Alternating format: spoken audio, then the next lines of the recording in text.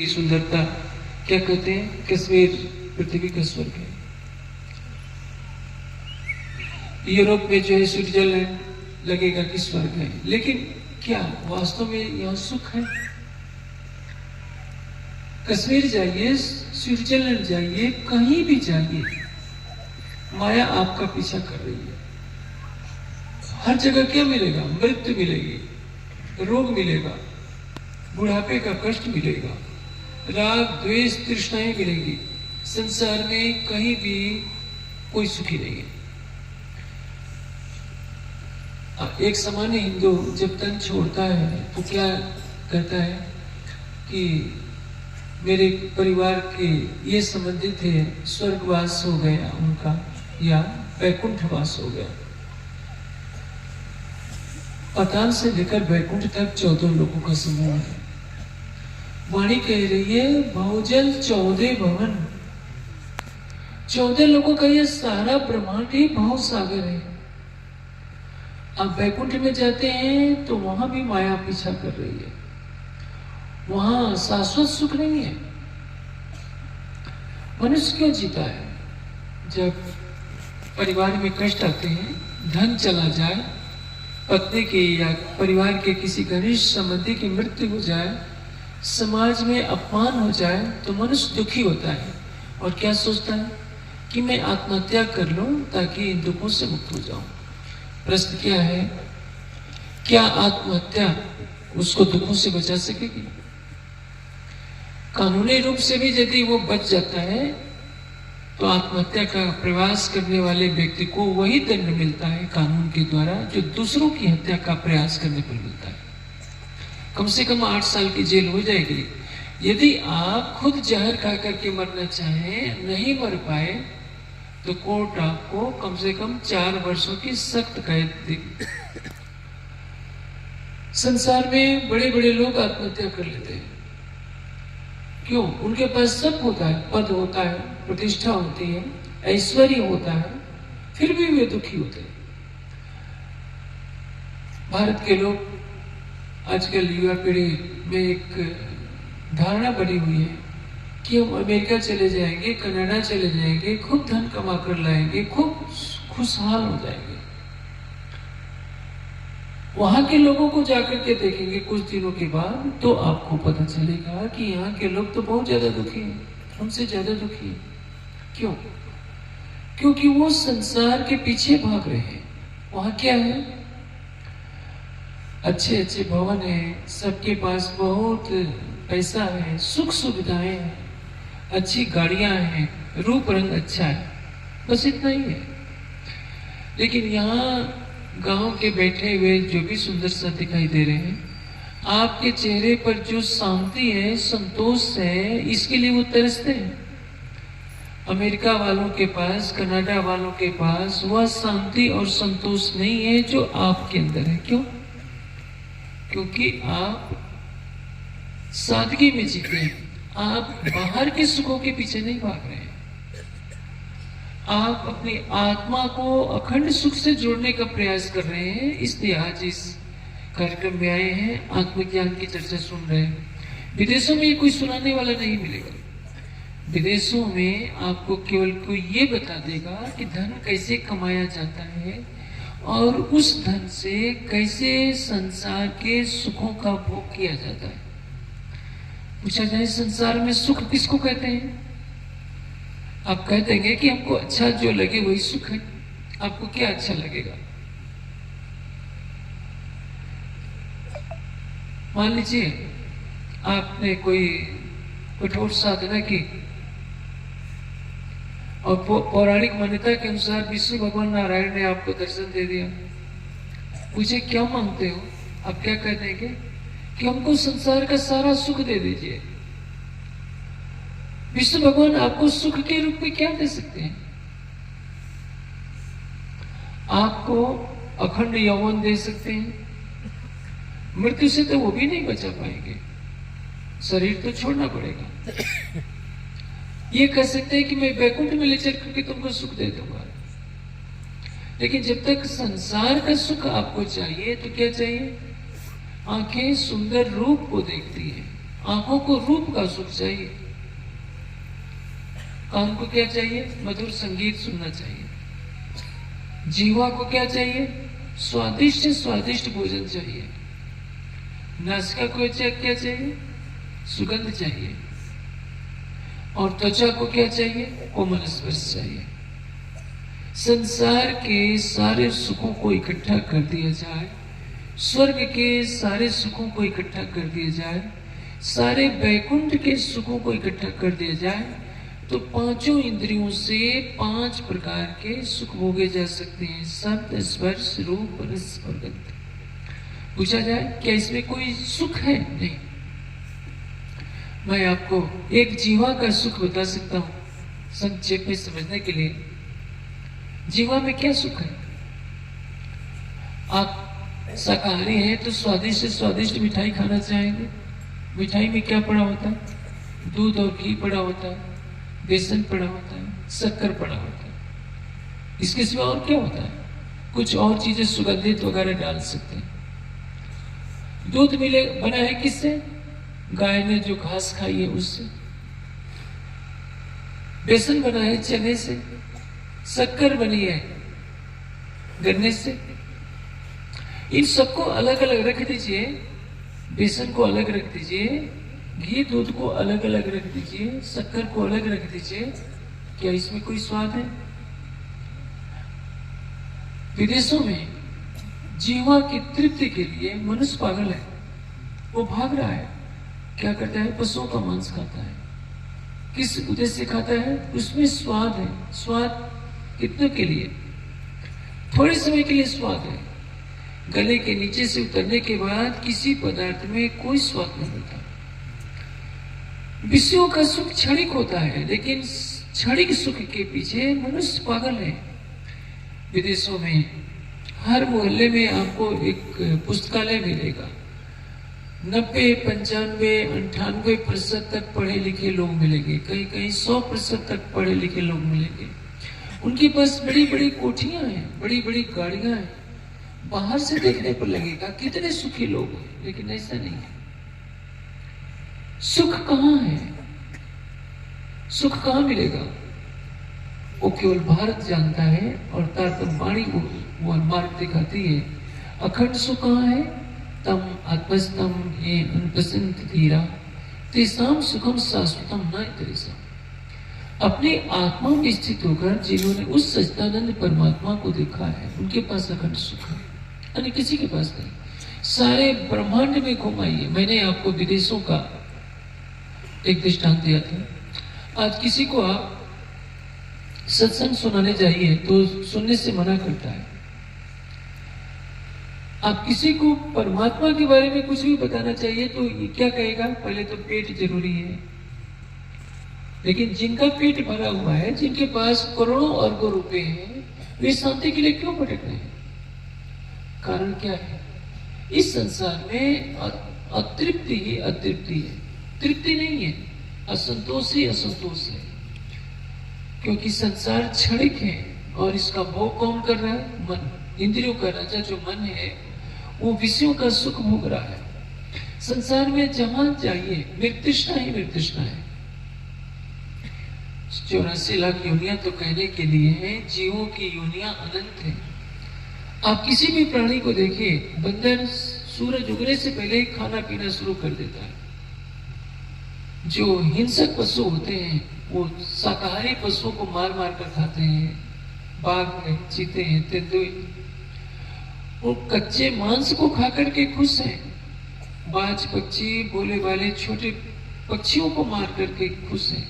सारे संसार में भ्रमण कीजिए और मनुष्य तो आप अमेरिका की महिमा गाकर आप थकते नहीं हैं, लेकिन उस अमेरिका के शिकागो नगर में चले जाइए जहाँ मांस की बहुत बड़ी मंडी है। जाकर देखेंगे तो पता चलेगा कितने लाखों पशुओं को प्रतिदिन काटा जाता है और मनुष्य उसको बना बना कर व्यंजन खाता है, हड्डियां चूसता है। खाते समय सोचता है कि मैं सुखी हो गया हूं, लेकिन नहीं। एक जीव शरीर धारण करता है, दूसरा उसको मारकर खा जाता है। उसको जो पीड़ा हुई है, खाने वाले को पीड़ा नहीं होती, जिसको काटा जा रहा है उसको पीड़ा होती है। संसार में सुख के पीछे सभी भाग रहे हैं, लेकिन क्या किसी के पास सुख है? नहीं। कुत्रपि कोऽपि न सुखी, कोई भी कहीं भी सुखी नहीं है। संसार की स्थिति क्या है? भवजल 14 तबक। केवल पृथ्वी लोक ही नहीं, पूरे 14 लोकों का ब्रह्मांड, पाताल से लेकर स्वर्ग वैकुंठ में भी सुख नहीं है, सब में माया है। इसलिए तो वाणी कहती है, किन माया पार न पाया, किन कयो न मूल वतन, स्वरूप न कयो काहू ब्रह्म को, कहीं बुद्धि चले न मन जा। आप चाइना चले जाइए, रसिया चले जाइए, ये अधिकतर देश नास्तिक हैं। यहाँ आत्मा परमात्मा की बात नहीं होती।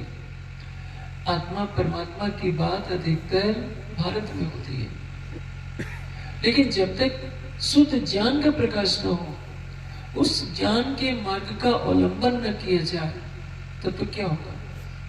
सूरज उगा हुआ है लेकिन बादलों ने ढक लिया है। सूर्य के उगने से रात का अंधेरा तो समाप्त हो गया, लेकिन घने बादल आ जाते हैं तो दोपहर को ही लगता है कि रात का अंधेरा सच आ गया है। उसी तरह से इस संसार में अनेकों पंथ हैं, हजारों लाखों विद्वान हैं जो परमात्मा के बारे में बताने का प्रयास करते हैं। लोग तरह तरह की उपासना पद्धतियों से परमात्मा का ध्यान करने की कोशिश करते हैं, लेकिन क्या है? शाश्वत सुख किसी को प्राप्त नहीं हो पाता। वाणी कह रही है, भवजल 14 भवन, निराकार पाद चौफेर। एक तो दृश्यमान जगत है, एक अदृश्य जगत है। जो दिखाई दे रहा है हम उसी से तो सुख पाना चाहते हैं। मैं आपको अभी मैंने एक मिठाई का दृष्टांत दिया। मिठाई जो खाते हैं उसमें क्या क्या मिला रहता है, वो कहां से पैदा हुआ है? सब पृथ्वी से पैदा हुआ है। पृथ्वी कहां से पैदा हुई है? शून्य से पैदा हुई। पहले शून्य में वायु तत्व बना आकाश तत्व के साथ, वायु तत्व के बाद अग्नि तत्व बना, अग्नि तत्व से जल तत्व बना, उससे पृथ्वी तत्व बनी। इस पृथ्वी पर पांचों तत्वों का ये ब्रह्मांड जो दिख रहा है, आपको सुख के नए नए संसाधन दिख रहे हैं। जैसे मैं आपको एक दृष्टांत देता हूं। आपने इतिहास की किताबों में पढ़ा है कि संयोगिता के लिए पृथ्वीराज और जयचंद्र में युद्ध हुआ, और जानते हैं कितने हजारों योद्धा मारे गए थे, बड़े बड़े सेनापति मारे गए थे। संयोगिता में क्या विशेषता थी? सुंदर रूप था। उसे क्या सुख मिल सकता था? केवल स्पर्श का सुख मिल सकता था। स्पर्श का सुख कितनी देर के लिए? थोड़े समय के लिए। हो सकता है पृथ्वीराज चौहान की बात सबको न मालूम हो। महाभारत का सीरियल तो यहाँ जितने बैठे सुंदर साथ हैं, अधिकतर ने देखा ही होगा। दुर्योधन द्रौपदी को नग्न कराना चाहता है। मान लीजिए यदि योगेश्वर श्री कृष्ण रक्षा नहीं करते तो दुर्योधन को कौन सा सुख मिल जाना था? लेकिन द्रौपदी का अपमान महाभारत के युद्ध की नींव तैयार करता है। छल से जुआ खेलकर पांडवों को 12 वर्ष के वनवास के लिए भिजवा देता है। 1 वर्ष के अज्ञातवास के लिए लौट करके आते हैं। श्री कृष्ण एक शर्त रखते हैं कि तुम 5 गांव दे दो। नियम के अनुसार पांडवों को पूरा राज्य मिल जाना चाहिए था, इंद्रप्रस्थ का राज्य। कहा कि केवल 5 गांव दे दो। पांडवों को कहता है कि नहीं, बिना युद्ध के मैं सुई की नोक के बराबर भी धरती नहीं दूंगा। परिणाम क्या होता है? महाभारत का युद्ध होता है। 47 लाख से ज्यादा लोग मारे जाते हैं। किसके पीछे? धरती के पीछे। धरती के पीछे युद्ध होता है, लाखों लोग मारे जाते हैं, लेकिन धरती किसी के साथ नहीं जाती है। मनुष्य जानता है कि सुखों में शांति नहीं है, लेकिन सुखों के पीछे भागता है। वे सुख जो है नहीं। इसी झाबुआ में धार नगरी, जहां के राजा भोज हुए थे, राजा भोज जब बालक थे, उनके चाचा थे मुंज, पिता का देहांत हो चुका था। पिता ने अपने छोटे भाई मुंज को कार्यवाहक राजा नियुक्त कर दिया कि जब तक मेरा पुत्र राजकुमार बहुत बड़ा नहीं हो जाता है, तब तक तुम राज्य की व्यवस्था संभालो, बाद में तुम इसे सिंहासन सौंप देना। कुमार भोज पढ़ने के लिए जाता है, गुरुकुल में पढ़ रहा है।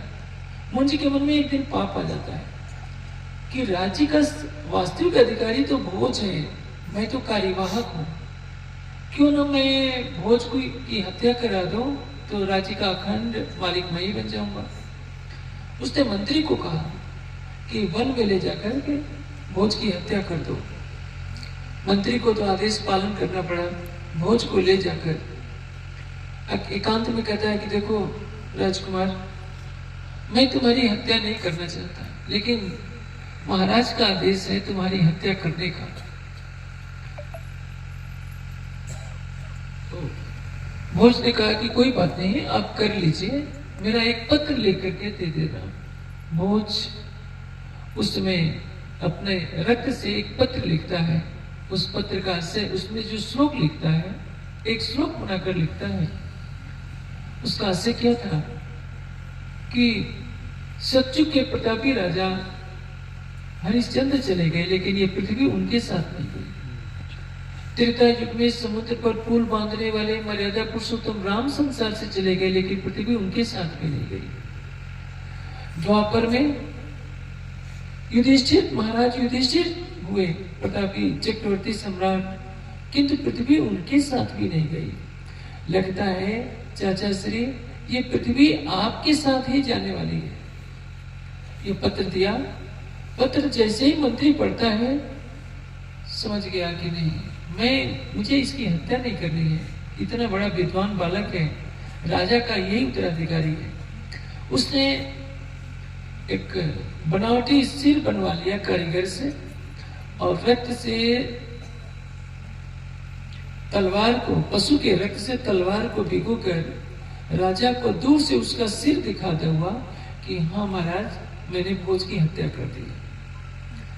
मुंज ने हत्या तो हत्या की योजना बना ली थी, लेकिन मुंज का हृदय दयालु था। सोचा कि क्या मरते समय भोज ने कुछ कहा है? कहा कि हाँ, ये पत्र लिखा है।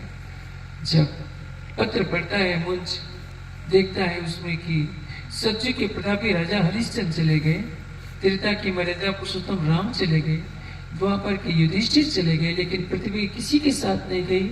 ऐसा लगता है कि महाराज आपके साथ ही सारी पृथ्वी चली जाएगी स्वर्ग में।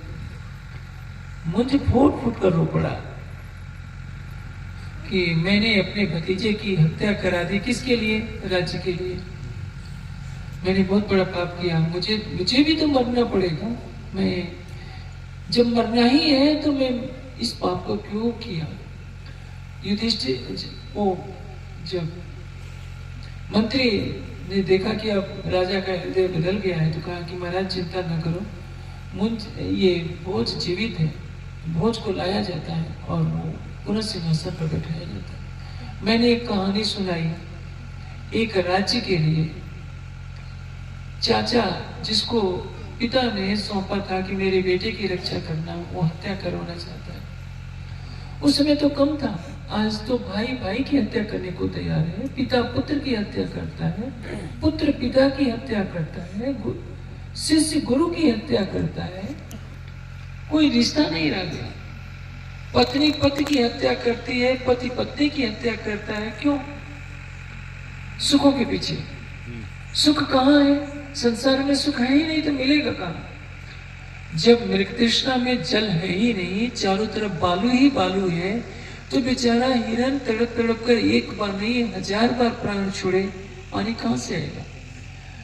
कोल्हू में आप बालू डाल देंगे, तेल तो तेल से निकलेगा, सरसों से निकलेगा। बालू डालने से तेल निकल नहीं सकता है। उसी तरह से सृष्टि में कहीं सुख नहीं है। भवजल चौथे तबक निराकार पार्वती। संसार किसके पास पीछे भाग रहा है? जो दृश्यमान जगत है उसके पीछे भाग रहा है या निराकार के पीछे भाग रहा है? निराकार में भी सुख नहीं, साकार में भी सुख नहीं। और साकार का ये सारा ब्रह्मांड दिख रहा है ना, पृथ्वी में जो दिख रहा है, स्वर्ग में दिख रहा है, वैकुंठ में दिख रहा है, सब साकार लोग। लेकिन जो निराकार आंखों से दिखाई नहीं देता, सब स्पर्श रूप रस गंध कुछ नहीं है। और इस पृथ्वी लोक के 14 लोकों जैसे, ब्रह्मांड जैसे असंख्यों 14 लोक निराकार में वैसे ही समा जाते हैं जैसे एक अनंत सागर के अंदर असंख्यों पानी के बुलबुले उठते हैं और डूब जाया करते हैं। अब सोचिए आपका अस्तित्व क्या है? आप जिस छोटे से ब्रह्मांड में रह रहे हैं, सारे जीवन पे एक यान पर बैठे और वह यान 3 लाख किलोमीटर प्रति सेकंड की गति से गमन करे तो एक जन्म नहीं, 100 साल नहीं, लाख साल में भी, करोड़ साल में भी इस ब्रह्मांड का पार नहीं कर पाए। और ये समस्त अनंत लोगों का ये ब्रह्मांड निराकार में वैसे ही समा जाता है जैसे समुद्र में पानी का बुलबुला समा जाता है। मनुष्य जीवन का सर्वोपरि लक्ष्य क्या होना चाहिए? एक सच्चिदानंद परमात्मा की प्राप्ति। ये तो गुजरात की और उससे लगे हुए इस क्षेत्र की धरती का सौभाग्य है कि यहाँ के लोगों में धर्म के प्रति, अध्यात्म के प्रति आस्था है। यदि यही कार्यक्रम पंजाब की धरती पर लगा दिया जाए तो गांव वाले तो कुछ आ भी जाएंगे, शहर वालों के पास समय नहीं है। दिल्ली में भी लगा दीजिए तो समय नहीं है। इधर एमपी में भी शहर के कई ऐसे क्षेत्र मिलेंगे जहां भौतिकता की बाढ़ आई हुई है, लोग भागे जा रहे हैं। किसके पीछे? पांचों इंद्रियों से मिलने वाले सुख के पीछे कि ये सुख है, अखंड सुख है, इसी में जीवन है। और परिणाम क्या होता है? जीवन सारा कोलों के बैल की तरह चलते चलते बीत जाता है। अंतोगत क्या मिलता है? मौत आती है, जीव को निकाल लेकर चली जाती है और जीव जो तृष्णा के पीछे भाग रहा था, भागते भागते उसको कुछ नहीं मिलता। होता क्या है इसमें? जीवे आत्म अंधे करिए मिल अंतस करत अंधे। जीवे आत्म अंधे करिए। हमारे शरीर में जीव भी है, आत्मा भी है। आत्मा सब में नहीं है, लेकिन भाव रखना चाहिए कि मैं परमधाम की आत्मा हूं। आपने तातम वाणी का प्रकाश पाया है तो आप भाव रखिए मैं परमधाम की आत्मा हूं और आपकी आत्मा जीव के ऊपर बैठकर खेल को देख रही है। जीव के साथ क्या जुड़ा है? अंतस्करण। अंतःकरण क्या है? मन, चित्त, बुद्धि, अहंकार। और इंद्रियों का राजा कौन है? मन। गिरदवाए अंधी इंद्रियां, गिरदवाए अंधी इंद्रियां तिन लई आत्म को घेरे।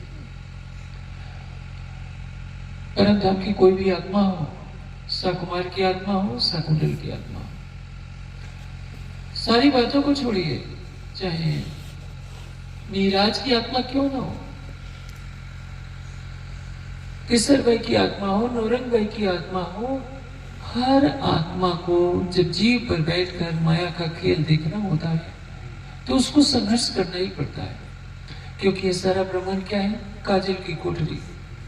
काजल की कोठरी में कैसे उससे अनु जाओ, एक लेख काजल की लाग है पहला।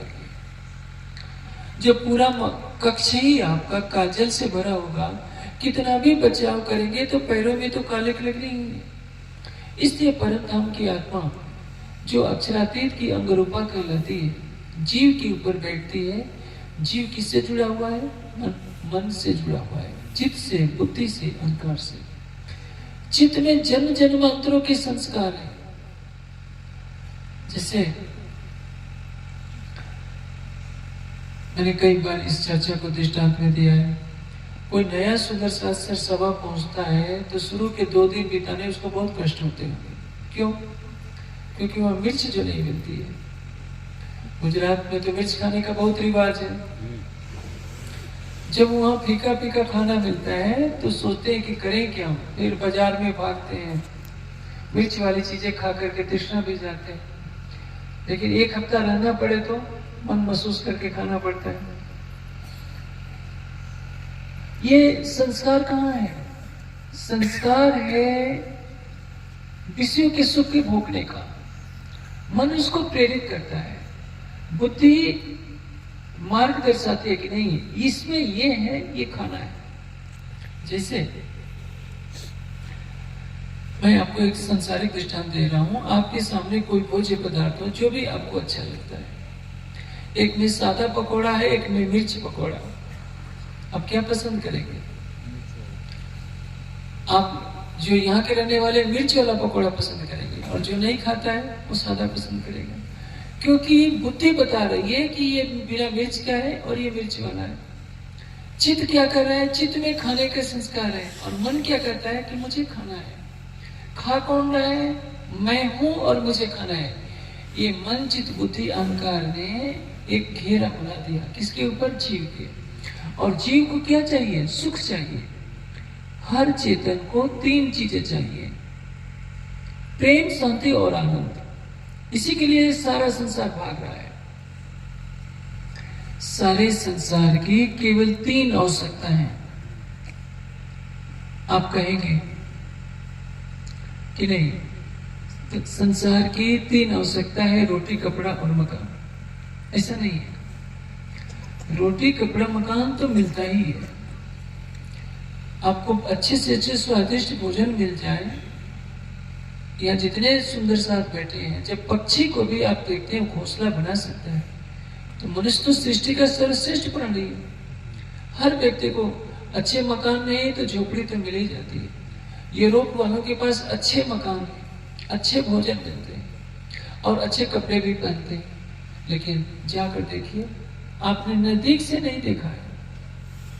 जब विदेश के लोग भारत आते हैं, आप किसी एयरपोर्ट पर देखते हैं तो आप उनको एकटक होकर देखते हैं, ये कितने सुंदर लोग हैं, कितने पैसे वाले लोग हैं। आप नजदीक से जाकर के देखेंगे तो पता चलेगा कि बेचारे ये कितने दुखी लोग हैं। सूर्यास्त होते ही शराब पिए, सो गए, सवेरे उठकर काम किए, फिर शाम को ऐसी जिंदगी है। उनके जीवन में अध्यात्म का कोई स्थान नहीं है। संसार भाग रहा है विषयों के पीछे, और विषय क्या है? इंद्रियों की भोग है। 5 इंद्रियों के 5 विषय, सारी सृष्टि इसी में फंसी जा रही है। आपने कई सीरियलों में देखा होगा, स्वर्ग के राजा कौन है? इंद्र है। वो क्या चाहते हैं कि मेरा सिंहासन मेरे पास ही रहे, किसी और के पास नहीं रहे। वो ऋषियों की साधना में बाधा डालते हैं। कई कोट राज वैकुंठ के न आवे इत के खिन समान। एक तरफ माया का संसार है जो परमात्मा के बारे में सुनना नहीं चाहता, और एक तरफ एक अध्यात्मवादी है जिसको परमात्मा का यदि ज्ञान हो गया तो रतन जड़ित जो मंदिर से उठ उठ खानेदार, उसको हीरे मोतियों के महल के भी बंधन में बांधा नहीं जा सकता। जिसको चितवनी का आनंद मिल गया, उससे कहा जाए कि करोड़ों वैकुंठ का राज ले लो, लेकिन चितवनी छोड़ मत करो। वो क्या चाहेगा? यदि मैं आपसे पूछूं तो आप क्या चाहेंगे?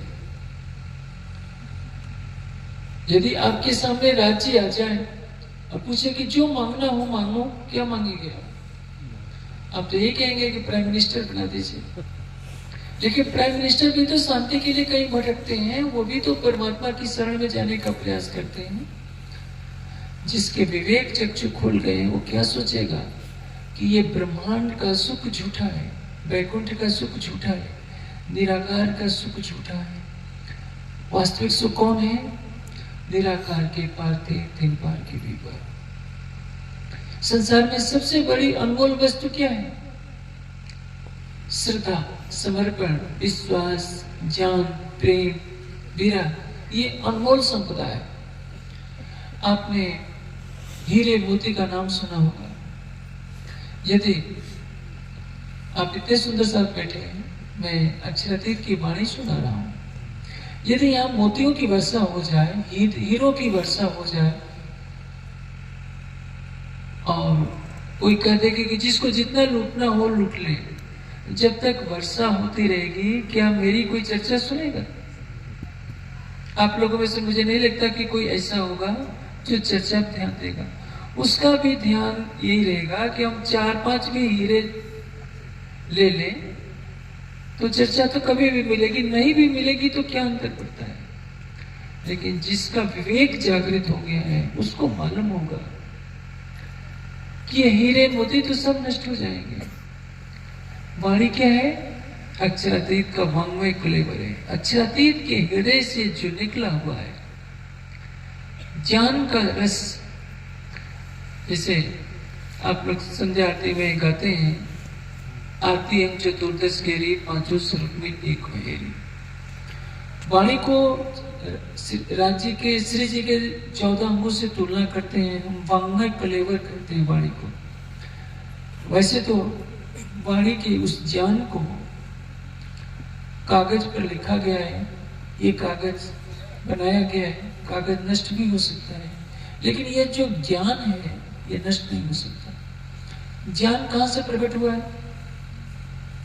अक्षरातीत के हृदय से। ये नूर आगे थे आया अक्षर ठोर के पर, ये सब जाहिर कर चल आया निज दरबार। तारतम ज्ञान का प्रकाश कहां से आया है? अक्षर से परे परम धाम से आया है। तारतम को कहने वाले कौन है? साक्षात अक्षरातीत का आवेश के लाया हृदय बैठ साक्षात। महामती जी की आत्मा कह रही है कि मेरे अंदर साक्षात राज्य ने विराजमान होकर कहा है। और महामती जी के अंदर विराजमान होने वाला कौन है? साक्षात स्वरूप इंद्रावती तारतम को अवतार। महामती जी के अंदर कौन है? साक्षात अक्षरातीत का आवेश स्वरूप विराजमान है। जो अक्षरातीत के हृदय में क्या है? अनंत प्रेम है, अनंत ज्ञान है, अनंत एकत्व का सुख है, सब कुछ है। जो प्रेम और ज्ञान, इश्क और इल्म, इल्म का प्राण क्या है? इश्क। और इल्म का प्राण है इश्क, और इश्क का प्राण क्या है? इल्म।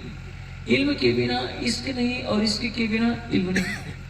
अक्षरातीत के हृदय में जो अनंत इल्म का सागर उमड़ रहा है वो किसके हृदय में आता है? महामती जी के हृदय में। कहां से प्रकट हुआ है? इश्क से प्रकट हुआ है। क्यों प्रकटा?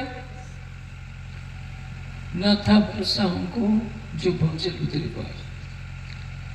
आप देखिए, मर्यादा पुरुषोत्तम राम भगवान विष्णु के अवतार हैं। सीता को खोजने के लिए वन वन भटकते हैं।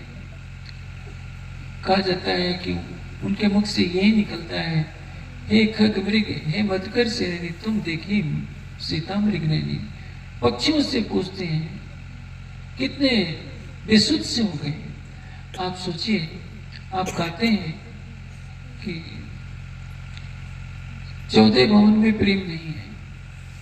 सुख व्यास के भागवत में प्रेम में त्रिगुण पास, प्रेम बसे ब्रह्मशिष्ट में जो खेले स्वरूप गिरजरास। 14 लोक के स्वामी कौन है? पुराणों के अनुसार विष्णु भगवान। वे यदि राम के अवतार में प्रकट होते हैं तो सीता की खोज में वन वन भटकते हैं।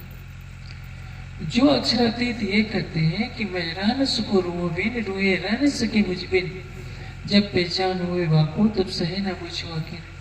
तुम आत्मा हो, तुम मेरे तन हो, तुम्हारे अंदर मैं ही लीला कर रहा हूं। हम और तुम दो नहीं है। परम धाम की आत्माओं के लिए वो क्या करेगा? मर्जिया है वो काढ़ी मुझे। जैसे गोताखोर समुद्र में डूबकर मोतियों को निकालता है सीप से, वैसे ही अक्षरातीत ने इस मोह सागर, अनंत मोह सागर के अंदर डुबकी लगाकर परम धाम की मोतियों को निकाला है। और वो किससे निकलेंगे? तारतम वाणी के प्रकाश से। वाणी कहां से प्रकट होगी? अक्षरातीत के इश्क के अनंत सागर से इल्म का अनंत सागर प्रकट होगा। वाणी के कितने भेद होते हैं? वेद में और सब ग्रंथों में लिखा है कि वाणी 4 प्रकार की होती है, परा, पसंते, मध्यमा और वैखरी। अथर्ववेद में एक मंत्र है, चत्वारि चत्वारि पद से मंत्र शुरू होता है कि वाणी के 4 पद हैं। हम लोग जो वाणी बोल रहे हैं, जैसे मैं बोल रहा हूं, तो जो परा वाणी है, परा, बसंती, मध्यमा और वैखरी, शब्द की उत्पत्ति कहां से हो रही है? जैसे कोई व्यक्ति गूंगा हो जाता है, क्यों? क्योंकि उसके कंठ से आवाज बाहर नहीं निकल पाती। मूलाधार से वाणी प्रकट होती है तो परा कहते हैं। हृदय में जब वाणी आती है तो वो पसंती कहते हैं। पसंत क्यों कहते हैं? क्योंकि हम दूसरे के मन में क्या है हम जान सकते हैं। जब कंठ में आती है तो मध्यमा कहलाती है, और जो मुख से बाहर आती है तो उसको वैखरी वाणी कहते हैं। मेरे हृदय में क्या है आप सामान्य व्यक्ति नहीं जान सकता, लेकिन कोई योगी होगा वो ध्यानवस्थित होकर के मेरे हृदय की बात जानता है। लेकिन परावाणी को जो हृदय में नहीं आई है उसको कौन जानता है? केवल राज्य जानते हैं। अक्षरातीत के हृदय में जो इल्म का अनंत सागर उमड़ रहा है, इसके के सागर का रस क्या है? इल्म। और इल्म के सागर का रस क्या है? इस अक्षरातीत का वांग्मय स्वरूप कहाँ है? वाणी अक्षरातीत का जो ज्ञान है वही उनका वांग्मय कलेवर है। वाणी का स्वरूप क्या है? वांग्मय क्या कहते? वांग किसको कहते हैं? वाणी को।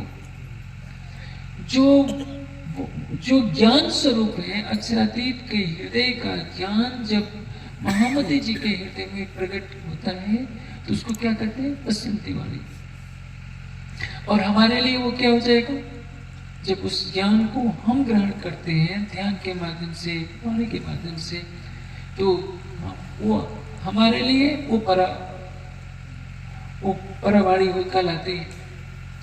महामती जी के हृदय से जो वाणी का अवतरण हो रहा है, सुंदर साथ ने उसको सुनकर वह ज्ञान हृदय से कंठ में आता है, जिब्राइल के द्वारा मुख से बाहर आता है। सुन करके सुंदर साथ उसको लिपिबद्ध कर लेते हैं और आज उसको हम कागज पर पढ़ लेते हैं। मैं बोल रहा हूं तो ये वैखरी वाणी में बोल रहा हूं। जो ज्ञान मेरे अंदर है वो कंठ में है और जो हृदय में है वो बसंती वाणी में। तो वांग्मय स्वरूप क्या है? अक्षरातीत का ज्ञान, हृदय का बहता हुआ रस है।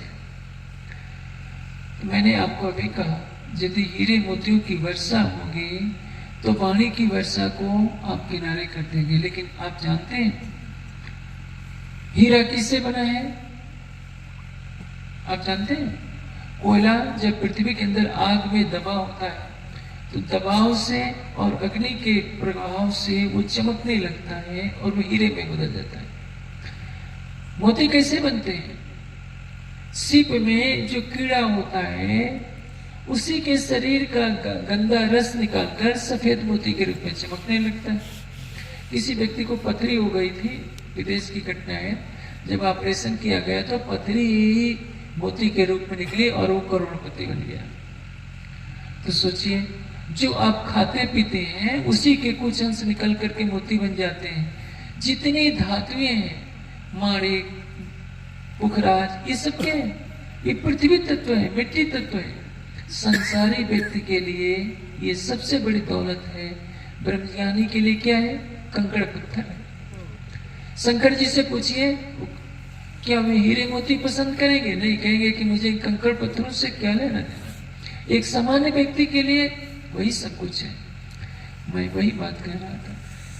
यदि आपने तारतम वाणी को आत्मसात कर लिया तो यह वाणी अक्षरातीत के नख से सिख तक का श्रृंगार दर्शाएगी। आपके पास श्रद्धा की संपत्ति आ गई, समर्पण की संपत्ति आ गई, विवेक आ गया। आपको संसार के विषय अच्छे नहीं लगते तो क्या होगा? आप राज्य के स्वरूप में डूब जाएंगे। लेकिन एक संसारिक प्राणी, उसको संसार ही अच्छा लगता है। वाणी कहती है कई कोट राज बैकुंठ के न आवे इतके खीन समान। एक क्षण के लिए भी यदि राज्य का दीदार हो जाए, उसके सुख के सामने करोड़ों बैकुंठ का राज्य भी मिल जाए तो फीका है। लेकिन किसके लिए? जिसको इस रस का पता चल गया है उसके लिए। अन्यथा आप निजी व ईवान ले लीजिए, दुनिया की सबसे महंगी कार ले लीजिए, सारी पृथ्वी पर घूम आइए, कहीं भी शांति नहीं। गांवों में घूमिए, शहरों में घूमिए, वनों में घूमिए, कहीं भी जाइए, जो माया से परे हटकर अपनी आत्मा के धाम हृदय में अपने प्राणेश्वर को देखने का प्रयास नहीं करता, उसके पास कोई सुख नहीं, शांति नहीं, एक तृष्णा है, भागे जा रही। उसी को कहते हैं जीवे आत्म अंधे करी, मिल इंद्रियों मिल अंतस्करण अंधेर। मन चित्त बुद्धि अहंकार क्या है? इच्छा अंतःकरण है। जीव इनके माध्यम से माया का सुख लेना चाहता है। अंतःकरण किसके माध्यम से लेना चाहते हैं? इंद्रियों के माध्यम से। क्योंकि ये हमारी पांचों इंद्रियां, जो कर्मेंद्रिय हैं, ज्ञानेंद्रिय हैं, 10 इंद्रियां हैं, आंख कान नाक जीवा त्वचा, ये 5 ज्ञानेंद्रिय हैं और 5 कर्मेंद्रियां होती हैं। 5 कर्मेंद्रियों के द्वारा, 5 ज्ञानेंद्रियों के द्वारा, 10 इंद्रियों के माध्यम से ये मन विषयों के सुख को भोग कर क्षण भर के लिए सुखी होता है, लेकिन बाद में उसको अतृप्ति रहती है। जैसे मैं आपको एक छोटा सा दृष्टांत दे देता हूं। आपको यदि जो मिठाई सबसे अच्छी लगती है, गुलाब जामुन हो, रसगुल्ला, कुछ भी, आपको एक आधा दिया जाए, आप क्या कहेंगे? एक दो। एक दिया जाएगा, फिर कहेंगे एक और दो, फिर थोड़ी देर के बाद कहेंगे कि एक और दो। आप अगले पेट भरकर खा लिए, अगले दिन कहेंगे कि कल तो खाया था, आज मुझे फिर एक और दो। शराबी क्या होता है? शराब पिएगा तो थोड़ा सा कड़वी लगेगी, मुंह टेढ़ा करेगा, कुछ दिनों के बाद इतना आदी बन जाता है कि उसके बिना वो लड़ाई झगड़ा करने लगेगा, पत्नी के आभूषण बेच देगा। अफीम खाने वाला सारा घर बेच देगा, लेकिन उसको अफीम का नशा चाहिए। अफीम में कोई स्वाद नहीं। गुलाब जामुन में तो कुछ स्वाद भी हो सकता है, लेकिन शराब और अफीम में कोई स्वाद नहीं, लेकिन एक नशा है, उसको लगता है कि इसी में सुख है। इसी तरह से संसार का हर प्राणी भागा जा रहा है, भागा जा रहा है। तभी तो भर्तृहरि कहते हैं कि भोगा न भोक्ता वयम एव भोक्ता। हमने भोगों को नहीं भोगा, भोगों ने ही हमें भोग डाला। हम बूढ़े नहीं हो गए, हम बूढ़े हो गए, तृष्णा हमारी बूढ़ी नहीं हो गई। वाणी इसको सरल शब्दों में कह रही है कि जीवे आत्म अंधे करे, मिल अंतस्करण अंधेर। जीव अंतःकरण के साथ जुड़ा हुआ है। अंतःकरण के अधीन क्या है? इंद्रिया। इंद्रिया किसके अधीन है? विषयों के अधीन है। आंख रूप के अधीन है। सुंदर रूप को देखने के लिए आंख तरसती है, मन के माध्यम से आंख रूप को देखकर निहाल हो जाना चाहती है। जीवा स्वादिष्ट भोजन करके तृप्त होना चाहती है। तृष्णा नहीं मिटी है। तृष्णा मिटनी होती है तो मांसाहारी मांस छोड़ चुके होते। मैं लगभग 30 वर्षों से, पिछले 30 वर्षों से गुजरात आ रहा हूं, ज्यादा ही वर्ष हो गए। मैंने लगभग सभी चर्चाओं में यही कहा होगा सुंदर साथ से, यदि आप अपने मन को शांत कर लेते हैं, राज्य का अटूट प्रेम भर लेते हैं, तो चितवनी लग जाने के बाद राज्य के चरण कमल मिलेंगे। उस सुख के समान कुछ नहीं होगा। लेकिन इसके लिए आपको मन की साधना करनी होगी। मन की साधना के लिए आपको तामसिक आहार, रजोगुणी आहार छोड़ना पड़ेगा। गरम गरम काफी, चाय, लहसुन, प्याज, तीखी मिर्चें छोड़ना पड़ेगा, नहीं तो कम तो करना ही पड़ेगा। लेकिन 30 वर्ष करते करते मैं भी 56 साल से ज्यादा का हो गया। क्या गुजरात ने मेरी बात मानी? नहीं। YouTube में 1500 घंटों की चर्चा है, उसमें कम से कम 1000 घंटों से ज्यादा की तो मेरी चर्चा ही होगी। 1000 घंटों में कम से कम 500 बार तो मैंने, हो सकता है, कहा ही होगा, चितवनी के लिए प्रेरित किया होगा। चितवनी तो सुंदर साहब ने करना शुरू कर दिया है, लेकिन जो जीवा का भोग है, हमारा मन इतना अभ्यस्त हो गया है कि उसके बिना रह नहीं पाता। इस आनंद को कौन लेना चाहता है? मन लेना चाहता है, मन के माध्यम से जीव लेना चाहता है, जीव के ऊपर आत्मा बैठकर जीव भाव को प्राप्त हो गई है। वो क्या सोचती है कि मेरा यही तो शरीर है, इसके बिना काम कैसे चलेगा। जीव क्या सोचता है, शरीर को, और आत्मा जीव भाव परात्मा को भूल चुकी है, राज्य को भूल चुकी है। हम शरीर के सुख दुख को अपना सुख दुख मानते हैं, शरीर के रिश्तों को अपना रिश्ता मानते हैं। लेकिन वाणी ने क्या कहा है, कर कबीरा पार का अंकुर पर सुधीर। हमें परम धाम के मूल संबंध का पता नहीं है, शरीर के रिश्तों की पहचान है। हमारा जीवन किसमें बीता है, केवल शरीर के रिश्तों को निभाने में हमारा सारा जीवन बीत जाता है। आप देखिए, हमारा बचपन एक होता है, हंसता खेलता बचपन, किशोरावस्था आती है, युवावस्था आती है, संसारिक के सुखों की तृष्णाएं बढ़ने लगती है। हम गृहस्थ जीवन में प्रवेश करते हैं, धन कमाते हैं, कमाना भी चाहिए क्योंकि शरीर को चलाना होता है। धीरे धीरे उम्र ढलान पर होती है, हम माता पिता बन चुके होते हैं, पुनः हम दादा भी बन जाते हैं, फिर भी क्या मोह छूटता है। हम किसके लिए जी रहे होते हैं, राज्य के लिए नहीं, परिवार के लिए होते हैं। मैं ये नहीं कहता कि परिवार छोड़ दीजिए, लेकिन यह तो समझिए हमारा शरीर नश्वर है, हमारा परिवार नश्वर है। हम कौन है हम खुद नहीं जान पाते। वाणी आपको बता रही है कि जिन सुखों के भागने के पीछे आप अपने जीवन का अनमोल समय गंवा रहे हैं, क्या आपने कभी सोचा है कि 24 घंटे का हमारा एक दिन का, दिन रात का एक चक्र होता है। 24 घंटे में यदि हर सुंदर साथ 1 घंटे वाणी पढ़े, 1 घंटे चितवनी करे, एक घंटा नहीं कर सकता, आधे घंटे भी शुद्ध हृदय से वाणी पढ़े, शुद्ध हृदय से आधे घंटे चितवनी करे, सात्विक आहार करे, तो मैं समझता हूँ कुछ वर्षों में उसकी जिंदगी बदल जाएगी। लेकिन सुंदर साथ को क्या लगता है, समय क्यों बर्बाद करे चितवनी में। चितवनी में उसको समय की बर्बादी दिखती है, वाणी के पठन में समय की बर्बादी होती है। परिणाम क्या होता है, हम जिसके पीछे भाग रहे होते हैं, एक दिन वे भी हमारा साथ छोड़ जाते हैं।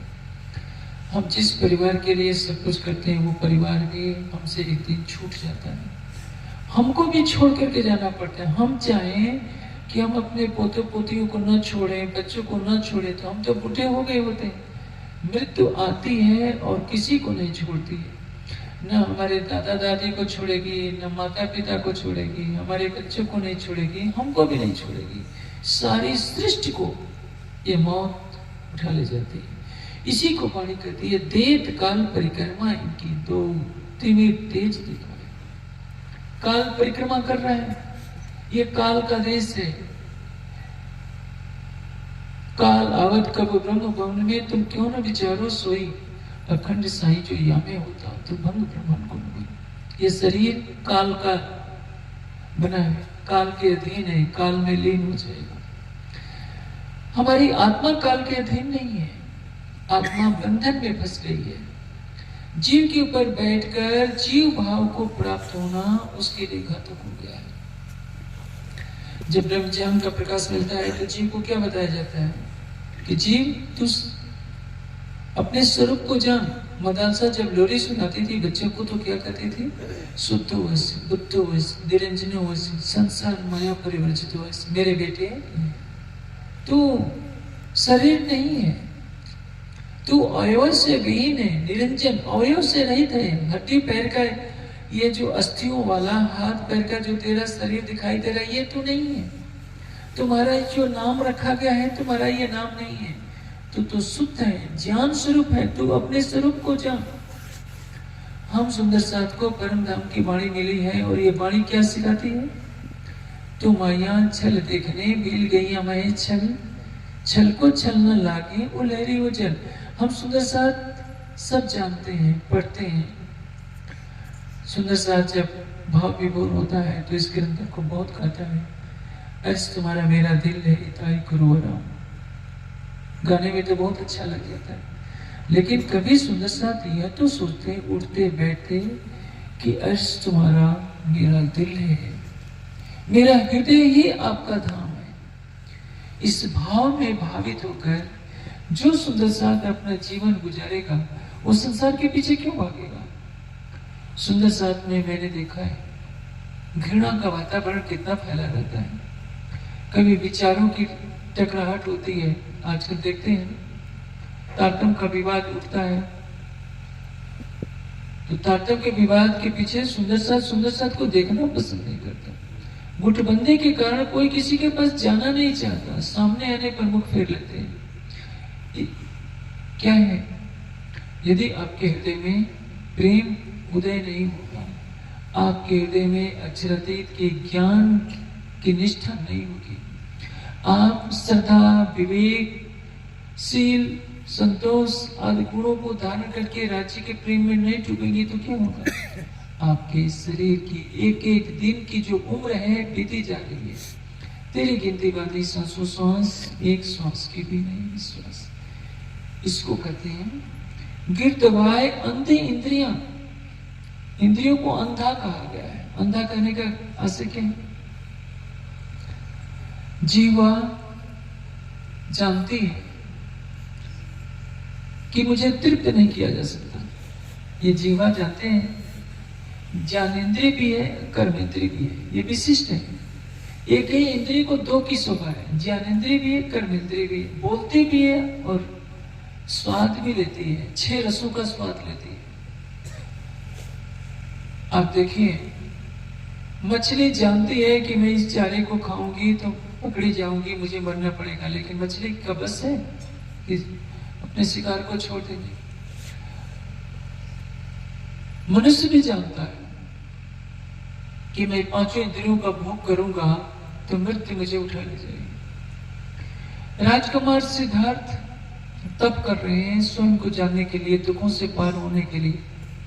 एक राजकुमार का जीवन बीता है, लेकिन अब वो एक सन्यासी के रूप में है, वृक्ष के नीचे बैठे हैं, धूप शीत वर्षा सबको सहन कर रहे हैं, रूखा सूखा जो भी मिल रहा है खा रहे हैं। उनकी जीवा ललचाती नहीं है कि मैं आज ये खा लूं, मैं ये खा लूं, मुझे ये हीरे मोती का आभूषण मिल जाए, क्योंकि वो सारे सुख उन्होंने देख रखे हैं।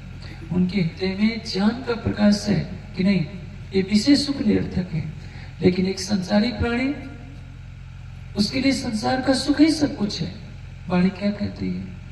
पट पैर खाए चीकना हेम जवेर सिनकार, हक लज्जत आई मोमिनो जिन दुनी करी मुद्दा। हक लज्जत आई मोमिनो, राज्य का स्वाद जिनको लग जाता है, दिन दुनी करी मुर्दा, उनके लिए संसार क्या होता है? होता ही नहीं है। संसार के लिए, संसार किसके लिए होता है? जो संसार में जी रहे हैं, और जो संसार से मर गए हैं वे राज्य की तरफ उठ जाते हैं, जीवित हो जाते हैं। और जो संसार में जी रहे हैं वो राज्य से पीठ मोड़े रहते हैं। जो हक तरफ हुए जीवते उड़ पहुंचे नूर के पास। जो पहले आप मुर्दे हुए तीन दुनी करे मुर्दा, मुर्दार हो जाना, मर जाना। मरने का तात्पर्य क्या है? संसार में कोई आसक्ति न रह जाना। मरने का मतलब ये नहीं कि आपने सोच लिया कि सल्फास की गोली खा ले, मर जाएंगे तो राज्य मिलेगा। नहीं, मन से मर जाइए। मरने का तात्पर्य क्या है? मन जो भाग रहा है, ये ले लूं, ये ले लूं, जैसे होता है हम लखपति बनते हैं, लखपति के बाद करोड़पति बनते हैं, फिर सोचते हैं कि 100 करोड़ हो जाए तो हमारी गणना अरबपति में भी हो जाएगी। लेकिन सारे ब्रह्मांड का भी धन दे दिया जाए तो क्या होगा? मन से नहीं मरा तो हम हिमालय में भी चले जाएंगे, गुफा में भी बैठे रहेंगे, तो संसार तो हमारे पीछे है। लेकिन जिसको संसार की कोई तृष्णा ही नहीं चाहिए, जो मन से मर गया वो संसार से मर गया। इसी को कहते हैं जो पहले आप मुर्दे हुए तीन दुनी करी मुर्दा। जिसको संसार की कोई इच्छा ही नहीं रह गई, चाह नहीं, चिंता नहीं, मनुआ बेपरवाह, जाको कुछ नहीं चाहिए सोच संसार। अब मेरे से अगर गोटा पढ़ते हैं तो क्या मांगते हैं? सबकी अलग अलग पसंद होती है। कोई धन मांगता है, कोई पद मांगता है, कोई प्रतिष्ठा मांगता है, कोई इल्म मांगता है, कोई कुछ मांगता है, कोई संतान मांगता है, यही तो मांगते हैं। राज्य से राज्य को नहीं मानते, यही सबसे बड़ी भूल होती है।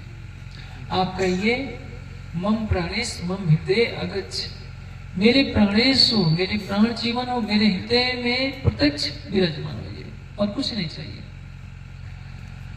जिन्होंने अपने प्राणेश्वर को पुकारा है, उनका प्राणेश्वर की प्राण की नली से भी निकट होता है। जो अपने आराध्य, अपने प्राण वल्लभ से पीठ मोड़े रहते हैं, उनकी इंद्रियां संसार के पीछे भागती हैं। किसके लिए?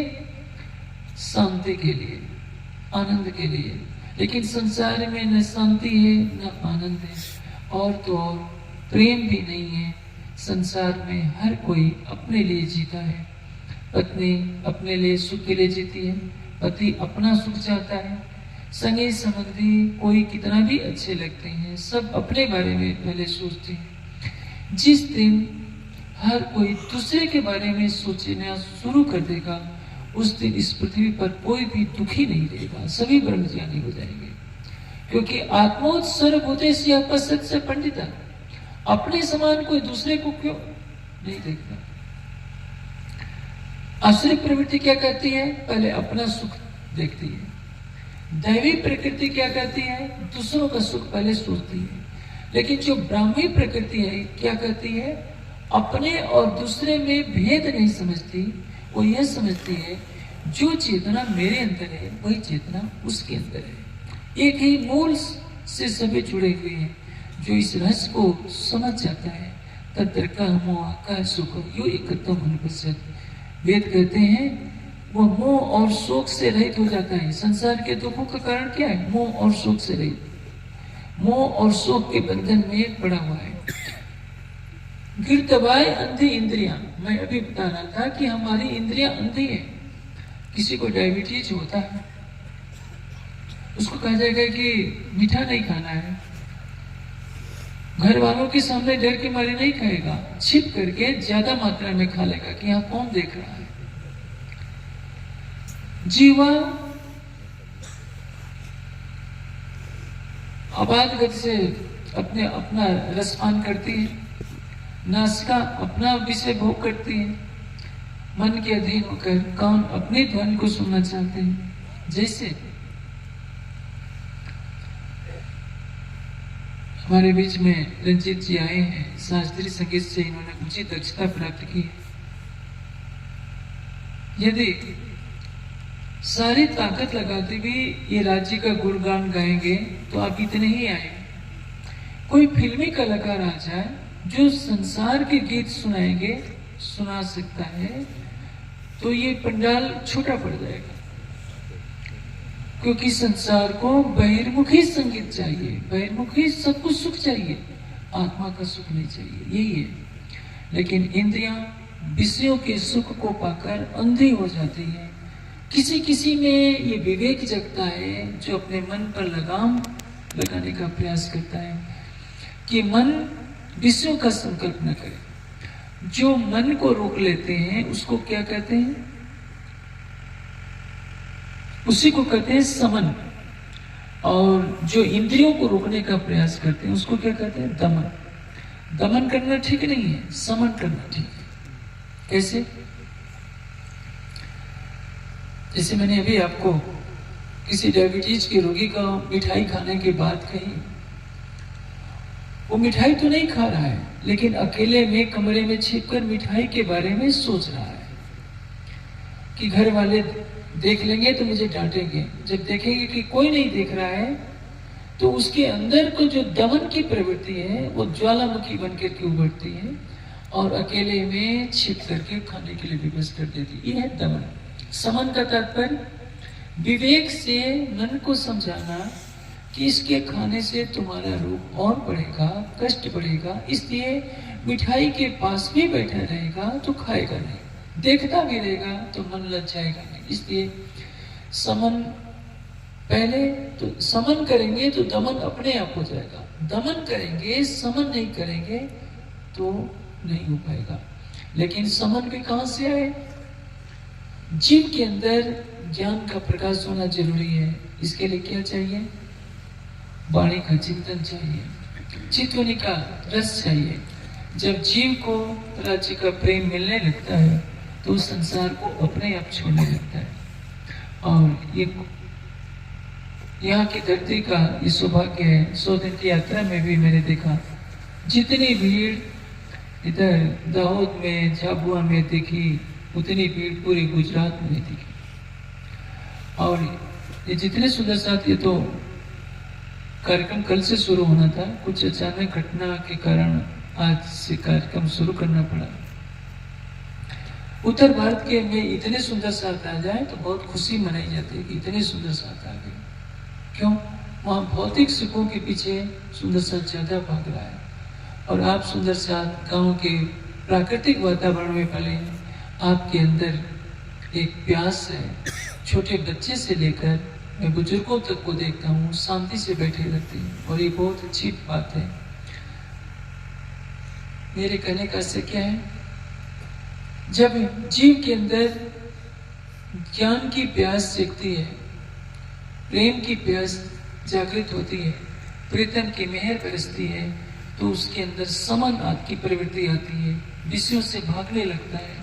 अन्यथा ज्ञान, विवेक, वैराग्य, भक्ति के अभाव में जीव की इंद्रियां अंधी हो जाती हैं और परिणाम क्या होता है?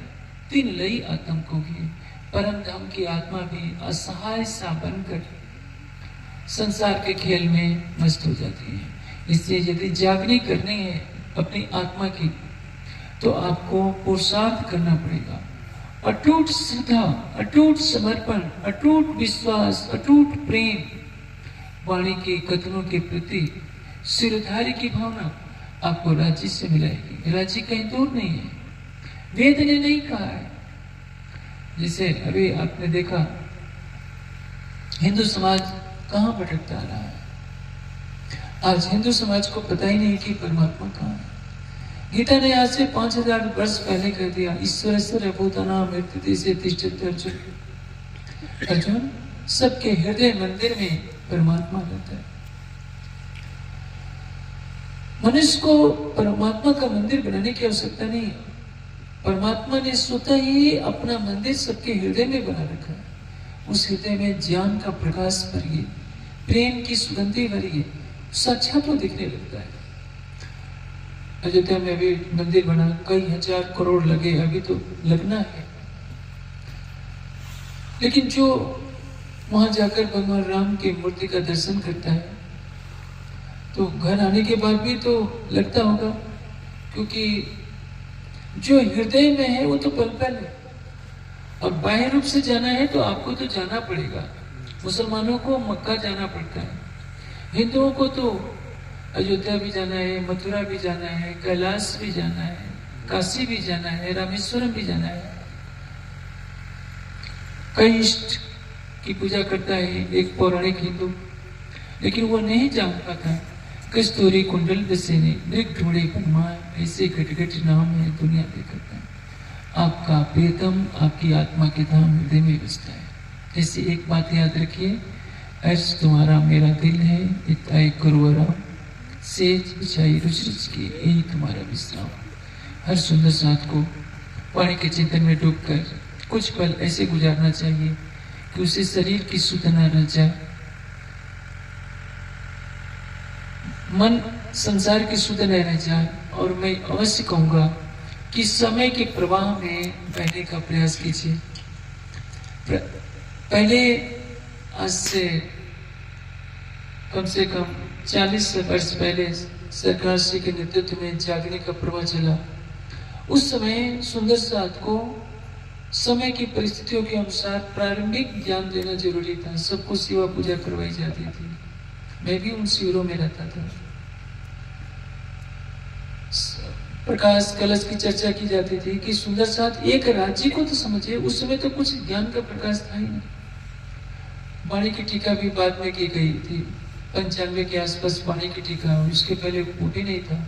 जबकि शिविर तो 86 से लगने शुरू हो गए थे। आज समय बदला है। आज 133 भाषाओं में वाणी की टीका उपलब्ध है, वेबसाइट पर आपको मिल जाएगी। मैं सब सुंदर साथ से आग्रह करूंगा कि सेवा पूजा थोड़ी देर करें, चितवनी अवश्य करें। प्रातःकाल थोड़ी देर में अपनी सेवा पूजा खत्म कीजिए। जो 1-1.5 घंटे लगाते हैं वो आधे घंटे में खत्म कीजिए। और सब सुंदर साथ आधे घंटा बैठ करके चितवनी अवश्य करें। शाम को चितवनी अवश्य करें। खेड़ा जिला में मैं देखता हूँ, दाहोद तो काफी कुछ आगे निकल गया है, लेकिन खेड़ा जिला में वही पुराना ढर्रा चल रहा है। जोर जोर से आरती करने में भी घंटों लगा देते हैं। परिणाम क्या है? खेड़ा में जागने का दौर जो रथ है बहुत धीमी गति से, हर चीज बदलती जाती है समय के अनुसार। हर महापुरुष अपना अपना कार्य करते हैं। जब सरकार श्री ने गांव-गांव में, इसी दाऊद की धरती में गांव-गांव में घूमे, जागने का संदेश दिया, वहां उस समय सुंदर सा तारतम तो लिया था, लेकिन अक्षरातीत की पूरी पहचान नहीं थी। सरकार श्री को उस समय सेवा पूजा सिखाकर सबके दिल में राज्य के लिए निष्ठा बननी जरूरी थी। उन्हीं सरकार श्री के निर्देशन में साहित्य इतना बना सरसवा से, और उन्हीं सरकार श्री की प्रेरणा से मैं सबसे आग्रह करता हूँ कि अब चितवनी का समय है। सेवा पूजा में समय की थोड़ी सी कसौटी कर लेंगे, चितवनी की तरफ मुड़ेंगे, तो आपकी आत्मा की जागने का रथ बहुत तेजी से चलेगा। मैं सब सुंदर साथ के लिए शुभकामना करता हूँ कि सब में ऐसे ही प्रेम बना रहे और सब वाणी के चिंतन और चितवनी में लगे और अपनी आत्मा को जागृत करें तथा उसका सुख सारे संसार को दें।